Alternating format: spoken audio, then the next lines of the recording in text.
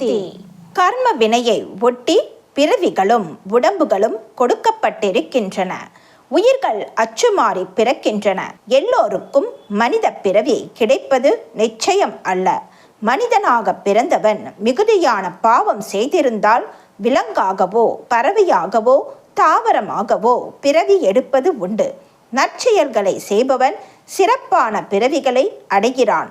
தீய செயல்களை செய்பவன் நாய், பன்றி போன்ற தாழ்ந்த பிறவியை அடைகிறார்கள். அதிகமான பாவம் செய்த ஒருவன் நாயாகவோ கழுதையாகவோ பன்றியாகவோ பிறக்கிறான். ஓர் ஆன்மா எப்படியெல்லாம் பிறவி எடுத்து உழல்கின்றது என்பதை ஆதாரபூர்வமாக சொல்ல முடியாது. ஆத்ம மாயை தேவர்களுக்கும் எட்டாதது என்கிறார் வசிஷ்டர். பிறவி ரகசியங்களை வெளியே சொல்லக்கூடாது என்பது ஆன்மீக துறையில் ஒரு விதி.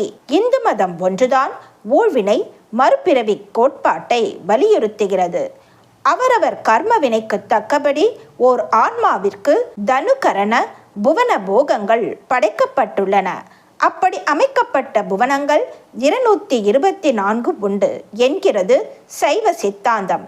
சொர்க்கமும் நரகமும் அவற்றில் அடக்கம். தனு என்பது உடம்பு, கரணம் என்பது மனம், புத்தி, சித்தம், அகங்காரம் என்ற உட்கருவிகள்.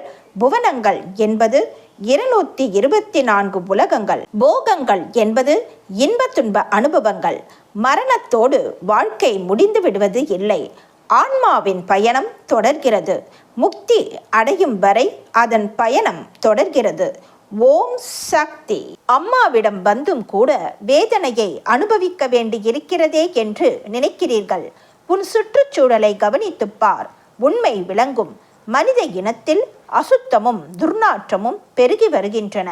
எண்ணங்களில் சுத்தமில்லை, செயல்களில் சுத்தமில்லை. இப்படிப்பட்ட உலகத்தில் வேதனைகள் அப்படியே தான் இருக்கும். எனவே நீ மற்றவர்களால் பாதிக்கப்படுவாய். அதனால் தான் நீ மட்டும் ஆன்மீகத்தில் ஈடுபட்டால் போதாது. உன்னால் 4 பேர் ஆன்மீகவாதியாக மாற வேண்டும். நாடெங்கும் ஆன்மீக உணர்வு பெருக வேண்டும் என்று சொல்லி வருகிறேன். உன்னை வைத்து உலகம் திருந்த வேண்டும். நீங்கள் கண்ணும் கருத்துமாக ஒரு மனதாக செயல்பட்டால் முன்னேற்றம் காணலாம். ஏதோ கடமைக்காக செய்தால் பலன் இருக்காது. முன்பெல்லாம் 10 பேருக்கு ஒருவன் புத்தி சொல்பவனாகவும் தர்ம சிந்தனை உள்ளவனாகவும் இருந்தான். ஆனால் இக்காலத்திலோ அதர்மமும் அக்கிரமமும் செய்பவர்களே பெருகி வருகிறார்கள். ஆன்மீகத்திற்கு வந்துவிட்ட பிறகு இருப்பதை வைத்துக்கொண்டு முன்னேற வேண்டும். இல்லாததை தேடி அலையக்கூடாது.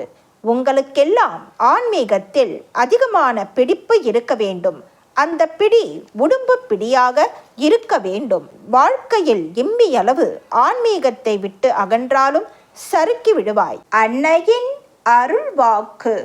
Please share and subscribe. Om Sakthi.